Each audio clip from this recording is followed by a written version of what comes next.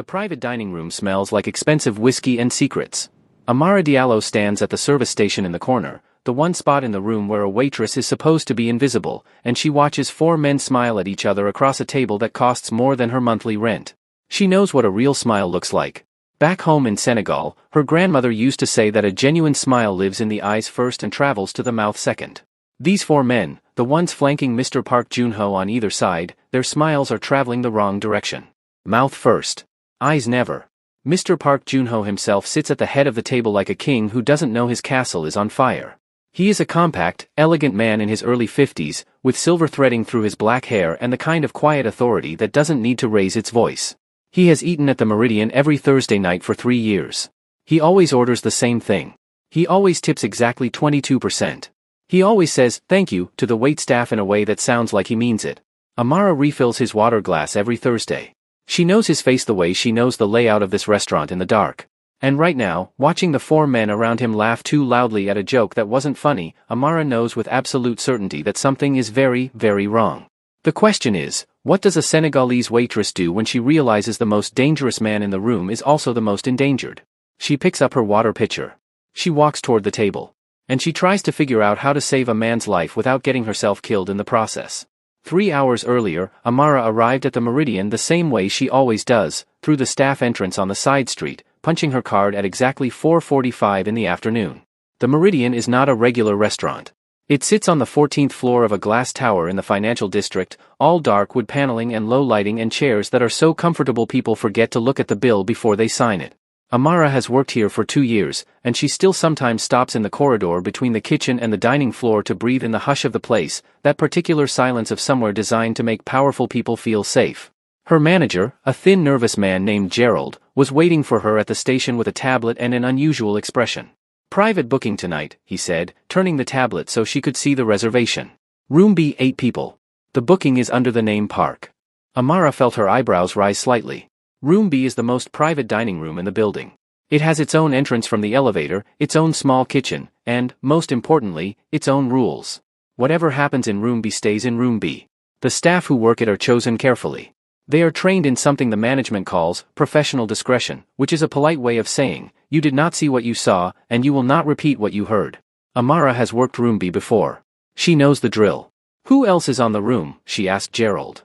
"Just you and Marco for service. Chef Sung handles the food. 2 servers for 8 guests was light." Amara noted that but didn't comment. She went to change into her uniform, the all-black version they wore in the private rooms, and she thought about Park Joon-ho, because she already knew exactly who he was. Everyone at the Meridian knew who Park Joon-ho was, even if they never said it out loud. He was listed in the reservation system as a private business consultant, which was the kind of title that explained nothing and suggested everything. He wore suits that cost more than cars. He moved through the world with the careful precision of a man who has spent his life understanding that power, real power, is mostly about what you don't do and what you don't say. Amara was not naive. She had grown up in Dakar, in a neighborhood where everyone understood the difference between the people who held official power and the people who held actual power. Mr. Park Joon-ho was the second kind. She had understood this from the first Thursday he sat in her section, looked at her directly, and said, "You are new. What is your name?" Most powerful men in restaurants don't ask their waitress's name. They ask for the wine list. She had told him. He had nodded, and from that Thursday onward he had always called her by it. Tonight, the guests started arriving at 7. Mr. Park came first, alone, and sat at the head of the table in Room B with a glass of still water and his phone face down in front of him. He looked comfortable. Unhurried. Then the others arrived. 4 men came together, 2 Korean, 2 who appeared to be American Korean, all of them wearing expensive clothes with that particular looseness that says the money is new. They introduced themselves with names Amara filed away and immediately forgot, because names in rooms like this are rarely real anyway. They sat on either side of Mr. Park. 2 more men arrived separately. These ones were older, quieter, and they sat at the far end of the table with the settled posture of people who are there to observe, not to participate. Amara and Marco began the service. Bread, then the first course, then wine poured with the careful precision Gerald had trained into them.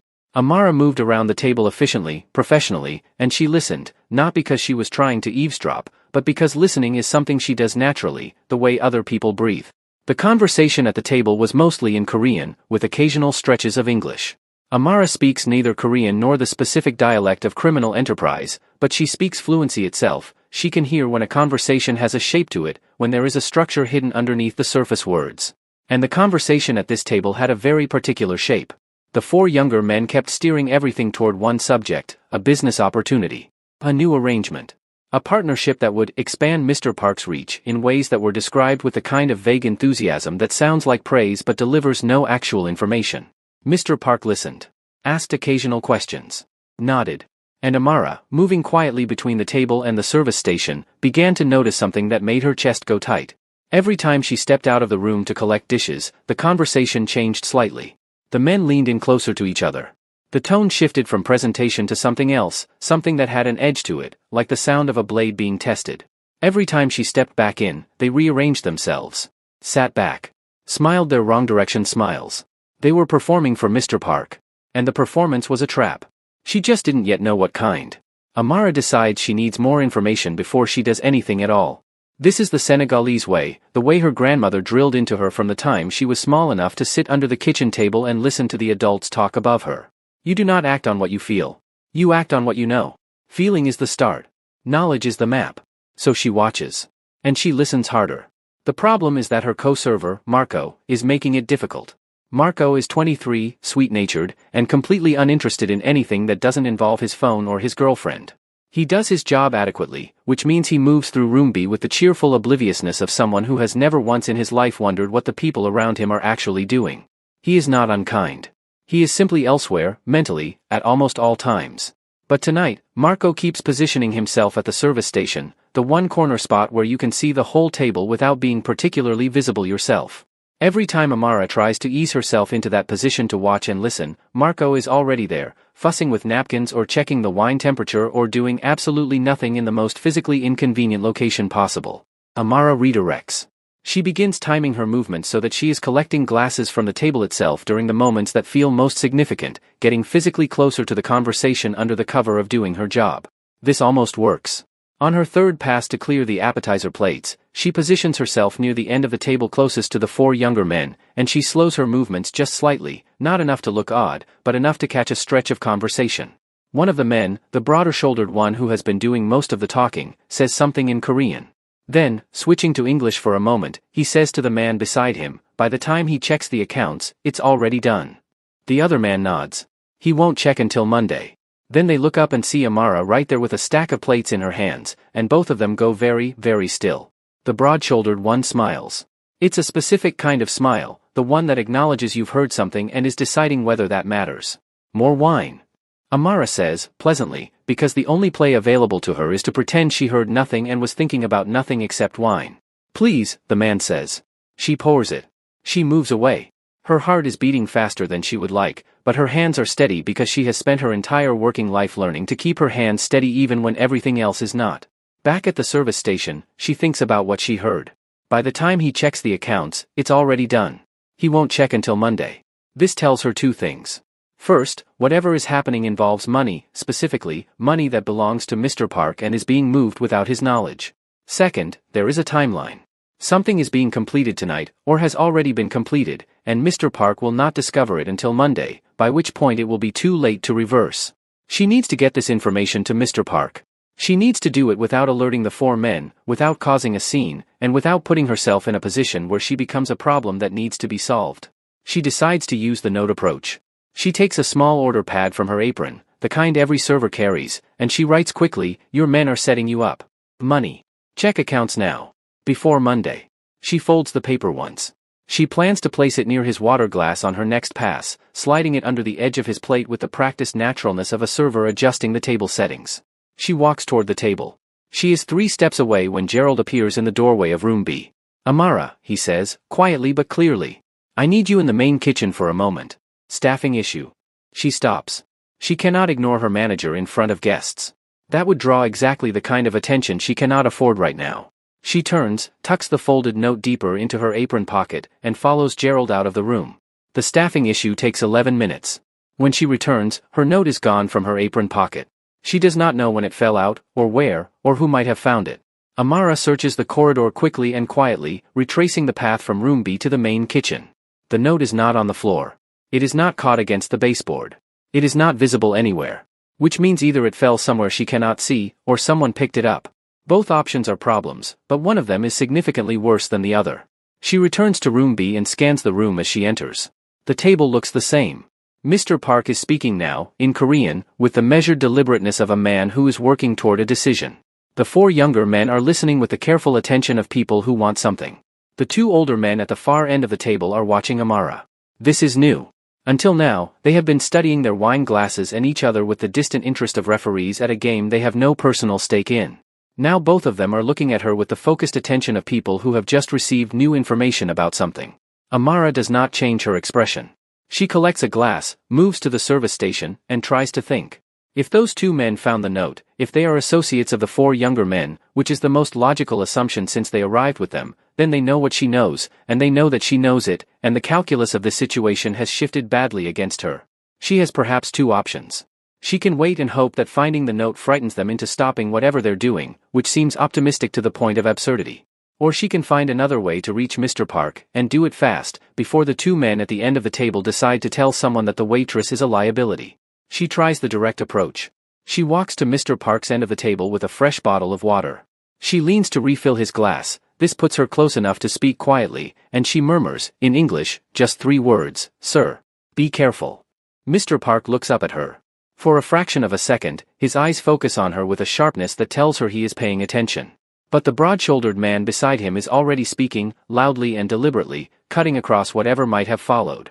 He says something in Korean, and the table's attention swings toward him like a door closing. Mr. Park's gaze returns to his associate. Whatever moment existed is gone. Amara steps back.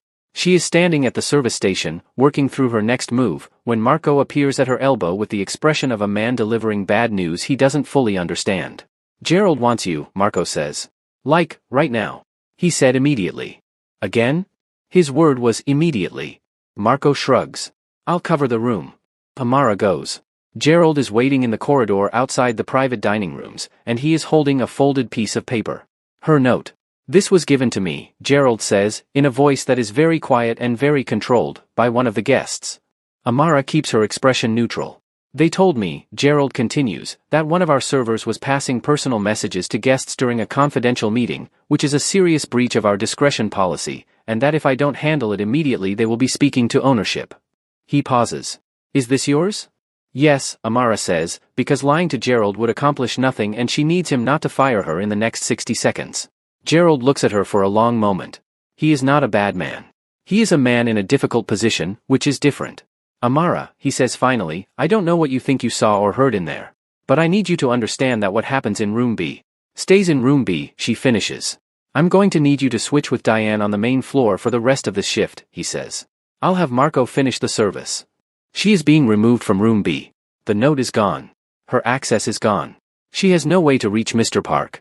And the 2 men at the end of the table know exactly who she is and what she tried to do. She has made things worse. Amara walks the main floor for 20 minutes, refilling water glasses and taking dessert orders and doing her job with the professional autopilot that experience gives you, and underneath that autopilot she is thinking hard. She is thinking about timing. The men said before Monday. This is Thursday night. Whatever has already been done to Mr. Park's accounts, he has approximately 3 days before he discovers it, except these men are expecting him to discover it on Monday, which suggests they have a plan for Monday. A plan that requires Mr. Park to be looking at his accounts in a specific way, or in a specific place, or under specific circumstances. She is thinking about the 2 older men, the ones who found her note and handed it to Gerald. They are not the same kind of dangerous as the 4 younger ones. The 4 younger ones have the hunger of ambition, the specific recklessness of people who are running a scheme and are excited by it. The 2 older men have something different, a watchfulness, a distance. They look like men who are being paid to observe, not to participate. She is thinking about Mr. Park himself, and the way he said, "thank you," to the waitstaff every week, and the way he knew her name. She is passing the hostess stand when she overhears something that changes everything. The restaurant's coat check is a small alcove near the front entrance, partially screened by a decorative wood panel. The coat check attendant is a young man named Dennis, who is currently on his phone having a quiet but urgent conversation. Amara catches just a fragment as she passes. "No, they moved it up. He's signing tonight, not Monday. The wire goes through at midnight." Amara stops walking. She turns, very naturally, and straightens a menu that doesn't need straightening on the hostess stand, which puts her back to Dennis and gives her another few seconds. "Just make sure the secondary account is ready." Once he signs the partnership agreement, the authorization transfers automatically and we pull everything before he wakes up tomorrow. Dennis ends the call. Amara walks back toward the main floor, and every piece she has been holding separately arranges itself into a single clear picture. The partnership agreement. That is what tonight's dinner is about, Mr. Park signing a document that looks like a business deal but contains, buried in its language, an authorization that will allow these men to transfer funds from his accounts tonight. Not Monday. Tonight. The Monday comment she overheard earlier was either misdirection, or the timeline moved up, or, and this is the part that makes her feel cold, it was said loudly enough for her to hear on purpose, so that any warning she tried to pass would be about the wrong deadline. They had accounted for the possibility of someone overhearing them. They had built false information into their conversations. They were not just running a scheme against Mr. Park. They were running it well. And Dennis from Code Check is part of it. Which means the operation extends outside Room B entirely. Which means there are more people involved than just the 8 at the table. Which means that even if Amara reaches Mr. Park, he needs to know not just about the 4 men beside him, but about the document itself, specifically, that he must not sign anything tonight, regardless of what it says or how routine it looks. She also now understands something about the 2 older men at the end of the table. They weren't there to observe the scheme. They were there to make it look legitimate, senior figures whose presence signals to Mr. Park that this arrangement is endorsed by people he trusts. They are props. Borrowed authority. And they were real enough to hand her note to Gerald without hesitation, which means they are in it completely. Amara has one advantage now that she did not have before. She knows exactly what the trap looks like. She finds Marco. He is in the corridor outside Room B, scrolling his phone between courses with the serene unconcern of a man whose only problem is whether to get chicken or beef for dinner later. Amara positions herself beside him and speaks in the low, steady voice she uses when she needs someone to listen to her without asking too many questions. Marco, she says, I need a favor. He looks up. Gerald said you're off the room. I know. The favor isn't about the room. She pauses, choosing her words. Do you know who Mr. Park is? The man at the head of the table? Marco tilts his head. The regular. Tips well. He is about to sign a document that will cost him a great deal of money. The people at that table arranged it so that I can't get close enough to warn him. I need your help to get a message to him. Marco stares at her. Amara, I can't, Gerald said. Gerald said I couldn't be in that room. Gerald said nothing about you. She holds his gaze. I need you to deliver something to Mr. Park directly. Not to the table. To him. You hand it to him while you're pouring his wine, and you do not let anyone else at the table take it from you. What is it? 3 words, she says. Written on a card. You hand it to him and you walk away and you act like nothing happened. Marco is quiet for a moment. He is not as oblivious as she sometimes thinks. He is looking at her with an expression that has woken up, that is calculating something. Is this serious? He asks. Yes, she says. He looks back at his phone. Then he pockets it. Okay, he says. What are the 3 words? Amara shakes her head. 3 words aren't enough anymore. I know more now. She takes a fresh order card from her apron, she always carries spares, and she writes carefully, printing each letter so there is no ambiguity. Do not sign anything tonight. The partnership document transfers your account authorization. Check with your personal lawyer before you leave this room. The wire goes through at midnight. She looks at it. Then she adds one more line. This is from your Thursday waitress. I have no reason to lie to you. She folds the card and hands it to Marco. Bottom of his wine glass, she says. Slide it under when you set it down. Make it look routine. Marco takes the card. He looks at it without reading it. And if someone at the table sees? If someone at the table tries to take it from you before Mr. Park reads it, Amara says, then you already know I'm telling the truth. Marco tucks the card into his apron. He straightens his jacket. He is, Amara thinks, actually better at this than she gave him credit for. One more thing, she says. There is a man named Dennis at the Code Check. He is involved in this. Don't let him see us talking. Marco glances toward the front. Dennis? The Code Check kid? The Code Check kid, she confirms. Marco nods slowly. Then he goes back toward Room B, and Amara returns to the main floor, and she waits. The wait is the hardest part. She moves through the main dining room with water pitchers and dessert menus, and every part of her attention is stretched backward toward the private corridor, listening for any sound that suggests things have gone wrong. She is also watching the clock. It is 10:47. The wire goes through at midnight. That is 1 hour and 13 minutes away. She needs Mr. Park to read that note, understand it, and act on it, refuse to sign, make a call, do something, before midnight. In a room full of people who have been expertly managing his perception of the evening all night long. She also needs Dennis from Code Check to not notice that anything has changed. If he alerts whoever is on the other end of his phone call, they might move the timeline, or they might find another way to get the authorization they need, or, worst case, they might pressure Mr. Park more directly, which removes the careful, bloodless nature of the scheme and replaces it with something Amara does not want to imagine. So she stays on the floor. She does her job. She watches the clock. 10:52, 58, 11:03. At 11:09, Marco appears in the corridor entrance and makes eye contact with her across the main dining room. He gives a small nod. The card has been delivered. Now everything depends on whether Park Joon-ho, the most careful man Amara has ever served dinner to, trusts a folded note from his Thursday waitress more than he trusts the men sitting beside him. At 11:14, Amara hears Mr. Park's voice in the corridor. She cannot hear the words, but she knows his voice, that particular register of quiet authority, and she hears it clearly over the ambient noise of the main dining room. She moves toward the corridor entrance, not hurrying, just navigating the floor the way she always does, pitcher in hand. She gets close enough to see. Mr. Park is standing in the corridor outside room B, phone at his ear. He is not agitated. He is not loud. He is standing very still in the way that still water is still, containing everything, showing nothing. The broad-shouldered man has followed him into the corridor. He is speaking in a calm, reasonable tone, gesturing in the direction of room B, clearly trying to redirect Mr. Park back to the table. His body language is all reassurance, open hands, slight smile, the performance of patience. Mr. Park is not looking at him.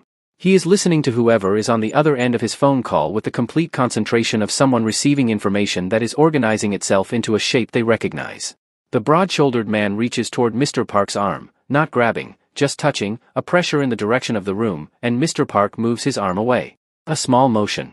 Not dramatic, but absolute. The broad-shouldered man's smile disappears for exactly half a second, and in that half second Amara sees his real face, the calculation behind it, the frustration of a plan encountering unexpected resistance, the specific worry of someone wondering how much the other person knows. Then the smile comes back. Slightly adjusted. More careful. Mr. Park ends his phone call. He says something brief to the broad-shouldered man in Korean. His tone is even, not cold, just resolved, the tone of someone who has already made a decision and is informing the other party as a courtesy. The broad-shouldered man's jaw tightens. He tries again. More words, more gestures. He is explaining something, justifying something, offering something. Mr. Park listens with the patience of a man who has heard a lot of things in his life and has learned to let words land on him without being moved by them. Then Mr. Park says something else. One short sentence. Whatever he says, it has an effect. The broad-shouldered man goes very still. The performance stops entirely, the way a machine stops when someone pulls the correct switch. He is looking at Mr. Park with an expression that is not hostility, not exactly, but is the face of a man who is rapidly reorganizing his plans. Mr. Park turns and walks toward the room B entrance. He pauses just inside the doorway and speaks to the full table. It takes perhaps 45 seconds. His voice is calm throughout. He finishes speaking, nods once at the two older men at the far end, and then simply stands there, waiting, with the ease of someone who knows the room is going to change shape around him and is in no hurry. 4 of the men at the table begin making movements of departure.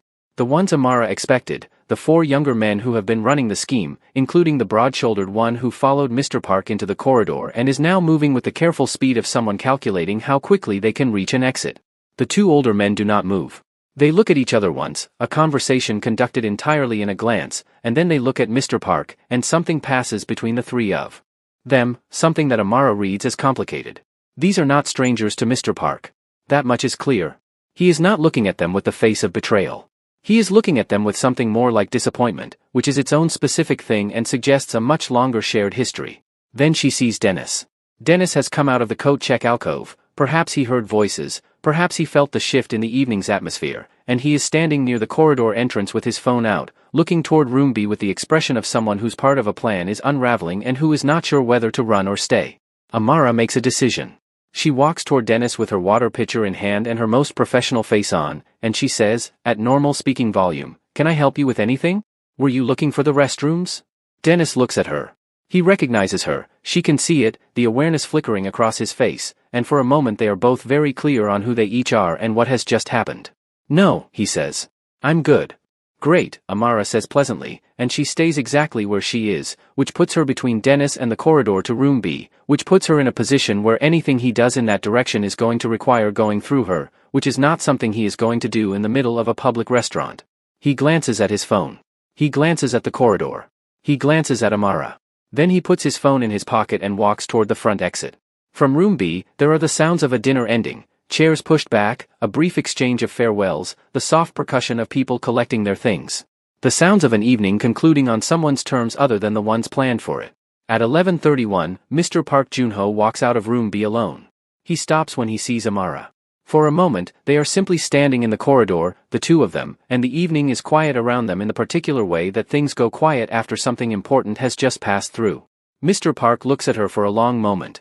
His expression is not easy to read, it rarely is, but it contains something that Amara can identify because she has seen it before, in different contexts, on different faces, the specific look of a person who has just narrowly avoided something terrible and is still processing the shape of how close they came. Amara, he says. Mr. Park, she says. The card was yours. It is not a question. Yes, she says. He nods slowly. How did you know? She explains it simply, the way her grandmother taught her to explain complicated things, not rushing, not embellishing, just laying out each piece in the order she found it.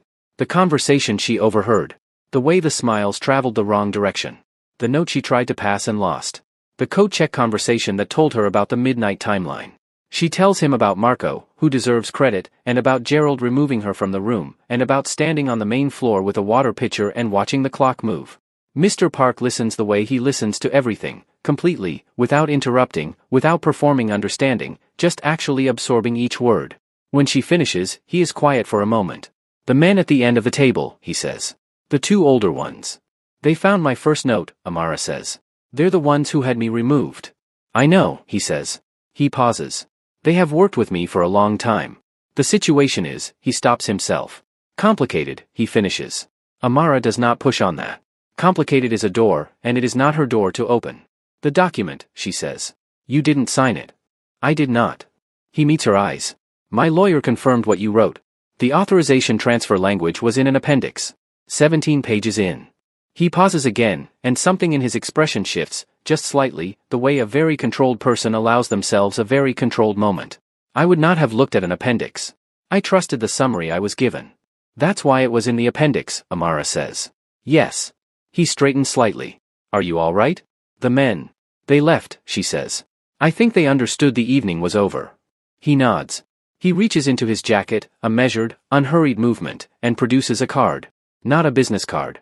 A plain white card with a phone number handwritten on it in ink. He holds it out to her. If you have any difficulty as a result of this evening, he says. With your employment. Or with anything else. Amara takes the card. She understands what it represents and what it doesn't represent, and she tucks it into her apron with the same evenness with which she has handled every part of this night. My manager removed me from the room, she says, because your men handed him a complaint. I would appreciate if that could be addressed. It will be, he says simply. Marco appears at the corridor entrance, looks at the two of them, and silently reverses back into the main floor with the tact of someone who has, in fact, been paying attention all evening. Mr. Park turns to leave. Then he stops. 3 years, he says, without turning back. Every Thursday. You have always been professional. Thank you, Mr. Park. Tonight, he says, you were something more than that. He pauses. Thank you, Amara. He walks toward the elevator. His posture is the same as it always is, measured, contained, carrying whatever weight it carries with the ease of long practice. Nothing about him looks like a man who was just saved from something. He looks like himself, which is the point. Which is, she thinks, probably something he has worked very hard to achieve and intends to keep. The elevator doors close. Amara stands in the corridor for a moment, just breathing. Then she picks up her water pitcher. It is still in her hand. She has been holding it through the entire conversation, the muscle memory of 2 years of service, and she goes back to the main floor, where there are still tables to clear and glasses to refill and guests who would like dessert menus. Gerald intercepts her near the service station. He has the expression of a man who has received information that has rearranged several of his assumptions. I received a call, he says. From Mr. Park's office. He pauses. The complaint against you has been withdrawn. Good, Amara says. He also, Gerald pauses again, clearly processing. He made a reservation. Every Thursday, as usual. And he requested you specifically for the room. Amara nods. What happened in there? Gerald asks. She looks at him steadily. Mr. Park had a productive evening, she says. Everything went smoothly. Gerald opens his mouth. Closes it. He has run private dining rooms long enough to understand that some explanations are complete even when they explain nothing. Right, he says. Good. Go ahead and finish the floor. She does.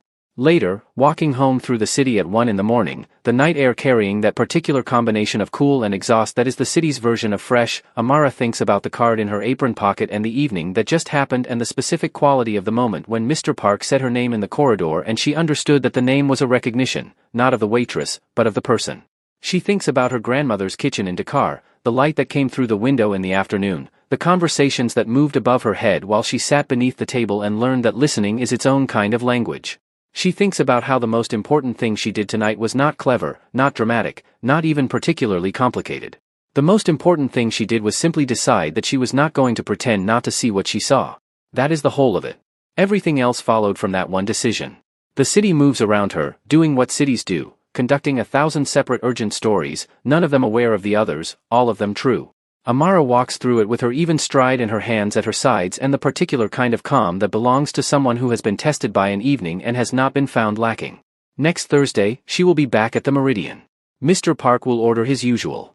She will refill his water glass at exactly the right moment, and she will say, "Of course, sir," and they will both know what that means now, that there is a person on each side of that particular exchange, two people who have seen each other in a corridor at the end of a difficult night and found each other trustworthy.